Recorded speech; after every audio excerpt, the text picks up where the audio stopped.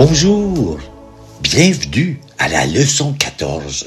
Je vous présente beaucoup de connaissances et je vais aller lentement pour votre compréhension. Nous abordons aujourd'hui le sommet de la révélation chrétienne, les récits de la passion et de la résurrection du Christ. Ces événements ne constitue pas simplement la conclusion dramatique de la vie de Jésus, mais l'accomplissement de sa mission salvifique. Les 4 évangélistes, avec leurs perspectives complémentaires, nous offrent une vision polyphonique de ce mystère central qui fonde la foi chrétienne. Leurs témoignages convergent vers une conviction fondamentale dans la mort et la résurrection de Jésus de Nazareth.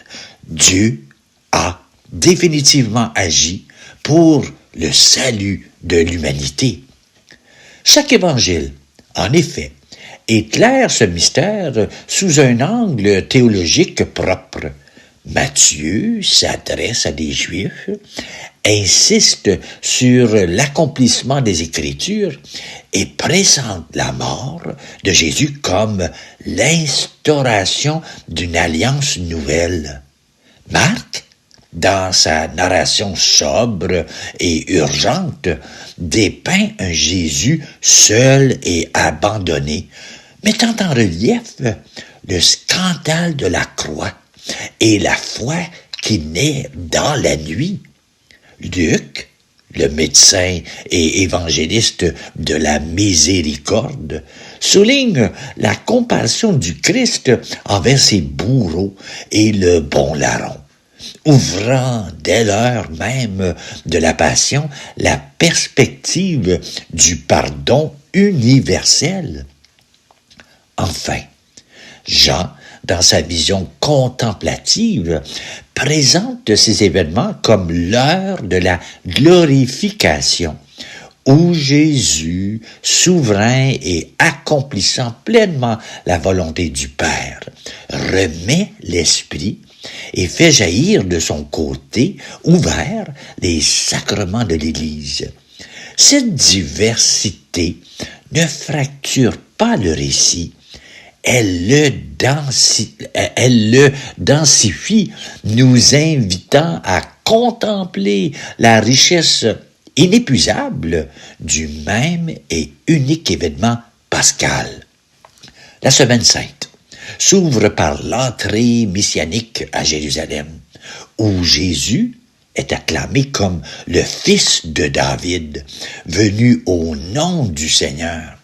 Cet épisode, rapporté par les 4 évangiles, montre Jésus assumant délibérément sa mission messianique tout en redéfinissant la nature, non un messie politique, mais un roi humble, monté sur un ânon, les controverses avec les autorités religieuses, marchand du temple, questions sur l'impôt, résurrection des morts, révèle l'opposition croissante qui conduira à la condamnation.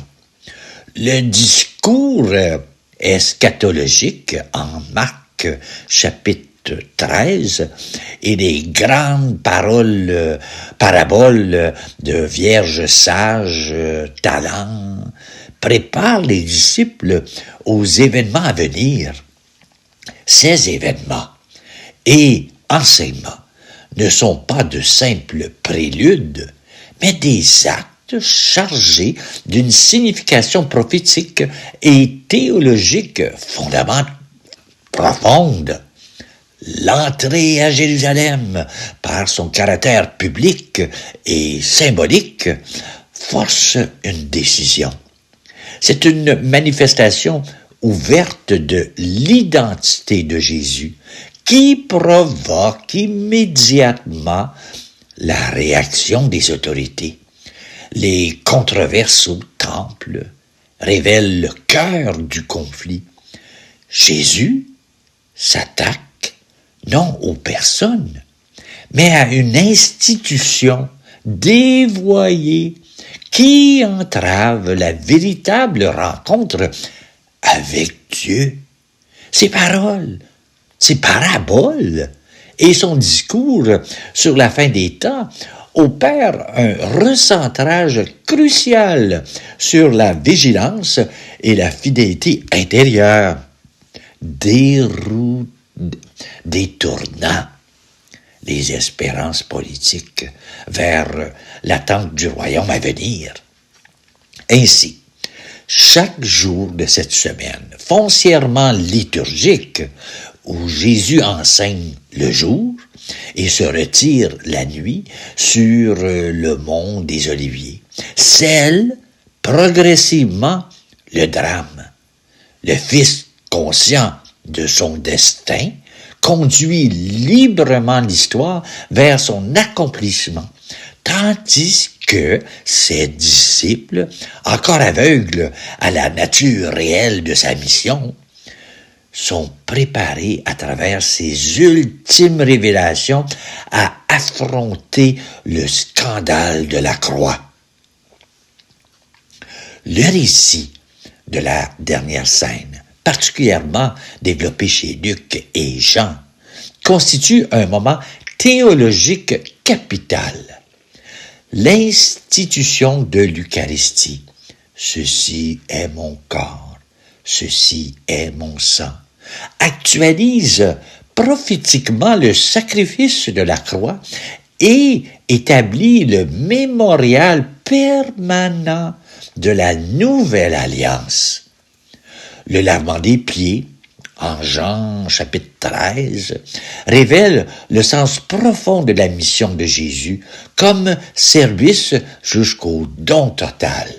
Les adieux de Jésus et la prière sacerdotale en Jean chapitre 14 et 17 dévoilent l'intimité trinitaire de la mission future des disciples.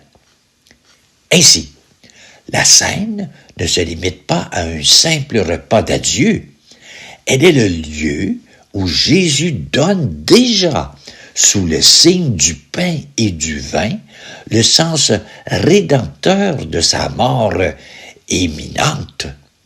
En lavant les pieds à ses disciples, il révèle que l'autorité dans la nouvelle alliance se mesure au service radical et institue cet acte d'humilité comme modèle permanent de la vie ecclésiale.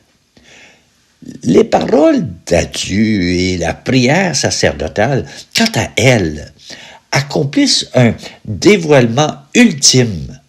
Jésus lie son destin à celui des siens, les introduisant dans la communion trinitaire et les confiant au Paraclet qui viendra, fortifié par ce repas et cette parole, mais encore lourd d'incompréhension. Les disciples sortent avec lui dans la nuit. Le passage immédiat de la salle haute à l'agonie de Gethsémani manifeste la tension dramatique entre la lumière de la révélation et l'obscurité du combat qui commence. Le Fils de l'homme, ayant aimé les siens jusqu'au bout, s'avance désormais librement vers l'heure de l'abandon et du dépouillement. Le récit de l'agonie, absent de Jean, mais détaillé chez les synoptiques, montre Jésus confronté à l'angoisse mortelle, la prière. Que cette coupe s'éloigne de moi, mais que ta volonté soit faite, révèle la lutte entre l'horreur humaine de la mort et l'obéissance filiale. La sueur de sang, en Luc chapitre 22, 44, atteste la réalité physique et psychologique de cette souffrance. Cet épisode manifeste que le salut s'accomplit à travers une humanité pleinement assumée, y compris dans ses dimensions les plus douloureuses. L'acceptation de la coupe par Jésus transforme l'angoisse en acte libre de soumission à la volonté du Père, scellant définitivement l'orientation de sa mission. Le contraste est alors saisissant entre le Fils en prière, qui trouve sa force dans l'abandon, et les disciples endormis, incapables de veiller 1 heure. Le bruit de la foule et la torche des grands mettent fin à ce moment d'intense solitude. Judas arrive et le geste de la trahison, un baiser, achève de révéler l'abîme de la liberté humaine.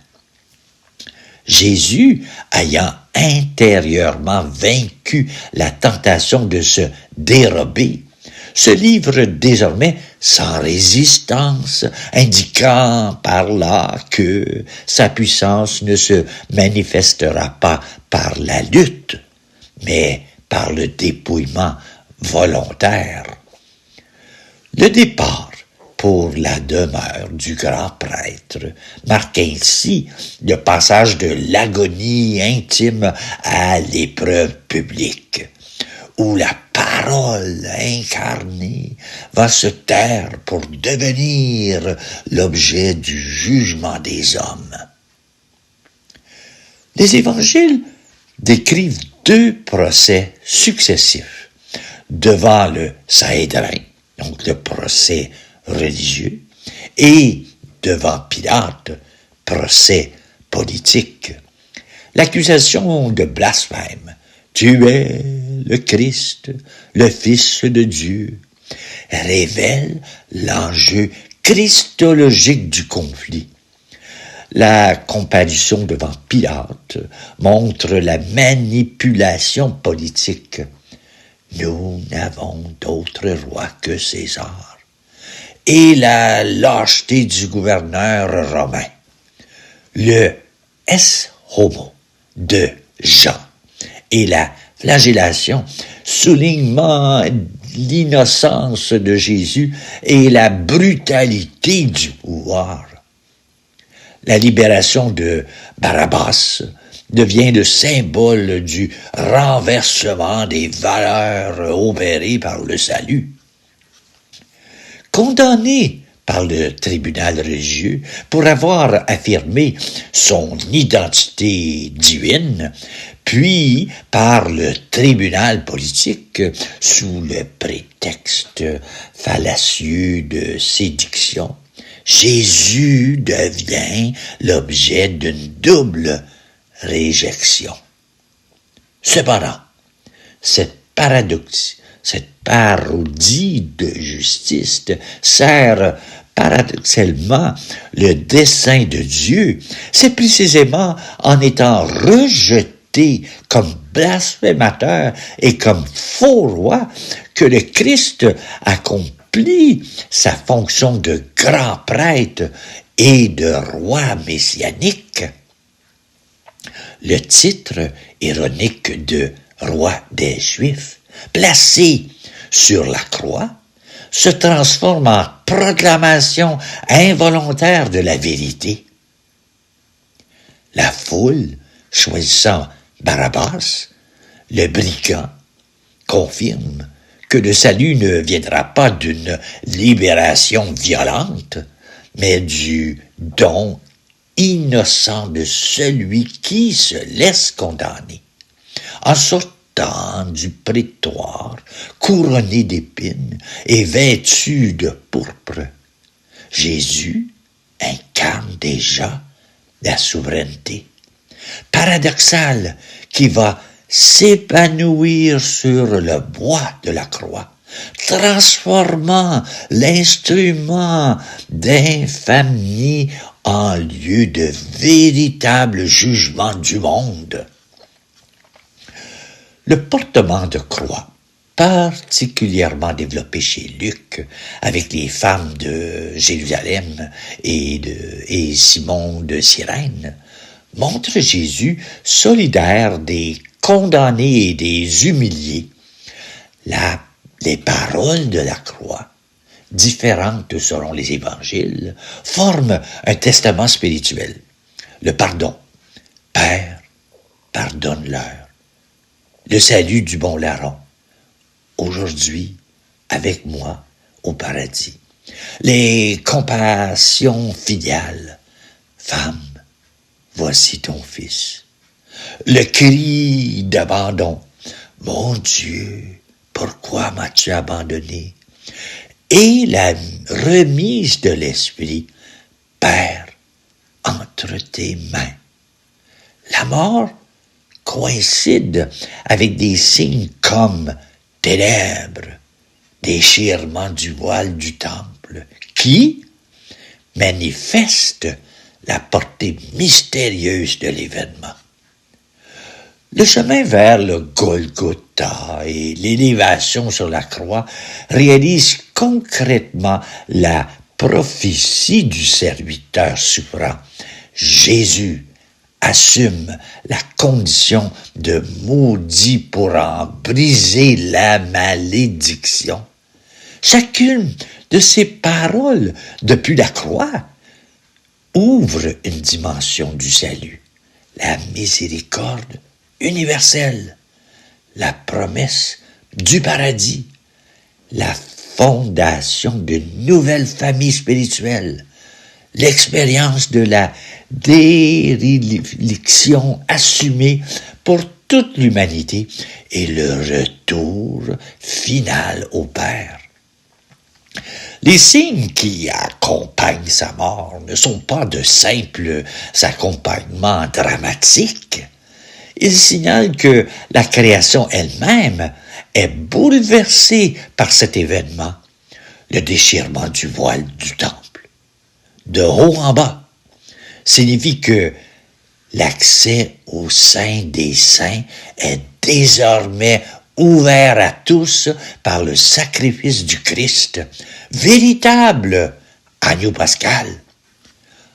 En expirant, Jésus remet l'esprit, geste qui annonce déjà le don de l'Esprit Saint à la communauté naissante. La scène culmine avec la confession du centurion païen, premier fruit de la puissance attirante de la croix, qui reconnaît dans ce crucifié le Fils de Dieu. Le silence et la stupeur qui y suivent préparent déjà le mystère du tombeau vide. La sépulture, honorable par Joseph d'Arimathie, membre du Sanhédrin, atteste la réalité de la mort. La présence des femmes qui observent l'emplacement du tombeau prépare le récit de la résurrection. Le scellement du tombeau et la garde des soldats, on voit ça en Matthieu, répondent aux objections sur le vol du corps. Ce détail historiquement crédible renforce la véracité du témoignage évangélique. Ce temps de sépulture, ce grand silence du samedi saint, est ainsi une phase essentielle du mystère pascal. Il confirme l'authenticité de la mort humaine du Fils de Dieu et scelle la réalité de son entrée dans l'abîme de la condition mortelle. La pierre scellée et la garde postée représentent la tentative ultime du monde qui enfermer et maîtriser la réalité de Dieu, rendre toute supercherie humainement impossible. Pourtant, dans cette obscurité apparente, l'œuvre de Dieu est à l'œuvre. La vigilance passive des femmes qui observent l'emplacement devient le symbole de l'attente fidèle de l'Église à travers les siècles. Elle garde la mémoire des promesses au sein de ce qui semble être une fin, prépare ainsi à devenir les premiers témoins de l'impossible. Ce tombeau, bien gardé et bien localisé, ne sera pas le lieu d'une disparition, mais le point de départ incontestable d'une annonce qui bouleversera l'histoire. Le lieu d'où le corps absent proclamera la vie victorieuse. Les 4 évangiles présentent des récits différents, mais complémentaires de la découverte du tombeau vide et des apparitions du ressuscité. Marie-Madeleine joue un rôle central dans tous les récits comme première témoin. Les apparitions disciples sur la route d'Emmaüs, on voit ça en Luc. Dans le Cénacle, on voit ça en Jean. En Galilée, on voit cela en Matthieu, montrent la progressivité de la reconnaissance du ressuscité. Les plaies glorieuses attestent de la continuité entre le Jésus crucifié et le Christ ressuscité. L'envoi en mission, comme le Père m'a envoyé, moi aussi je vous envoie, fonde la mission apostolique. Ces récits, dans leur diversité même, témoignent ainsi d'une réalité qui dépasse l'expérience immédiate et le doit être progressivement discerné par la foi.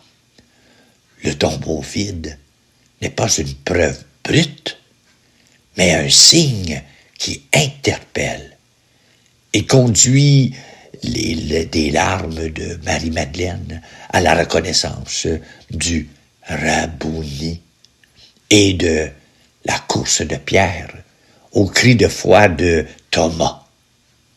Chaque apparition opère une pédagogie qui vient de Dieu. Le ressuscité ouvre les Écritures sur la route d'Emmaüs, partage un repas, montre ses plaies, confie sa mission. Il ne s'agit pas d'un simple retour à la vie antérieure, mais de la manifestation d'une existence nouvelle et glorieuse, tout en demeurant corporellement celui qui fut crucifié. Cet événement fonde la foi chrétienne non sur un mythe, mais sur une rencontre transformatrice qui change des hommes effrayés en témoins intrépides en insufflant l'Esprit Saint. Dieu, Jésus, fait de ses disciples les prolongements sacramentels de sa présence dans le monde, changeant l'Église naissante d'annoncer à toute l'humanité la réconciliation accomplie. La résurrection apparaît ainsi comme la clé de voûte qui éclaire rétrospectivement toute la vie du Christ, de l'incarnation à la croix, et ouvre un avenir de salut. La mort et la résurrection du Christ, accomplissement définitivement la Pâque juive, passage de la mort à la vie, de l'esclavage à la liberté. Saint Paul développera cette typologie en présentant le Christ comme l'agneau pascal immolé. On voit ça en 1 Corinthiens chapitre 5 verset 7. La résurrection n'est pas une simple réanimation, mais l'entrée du Christ dans une vie nouvelle et définitive, prémisse de notre propre résurrection. Elle valide rétroactivement toute la prédication de Jésus et fonde l'espérance chrétienne. Ce mystère n'est pas seulement un événement passé à commémorer, mais une réalité actuelle à actualiser, principalement dans la liturgie eucharistique qui représente le sacrifice de l'agneau et nous associe à son passage. En lui, la libération de l'esclavage du péché et de la peur de la mort devient une offre permanente. Sa résurrection, prémisse de la nôtre, transforme dès à présent notre existence. Le baptême nous plonge dans sa mort pour nous faire vivre de sa vie et l'Esprit Saint, dont Dieu ressuscité est la puissance de cette nouvelle vie.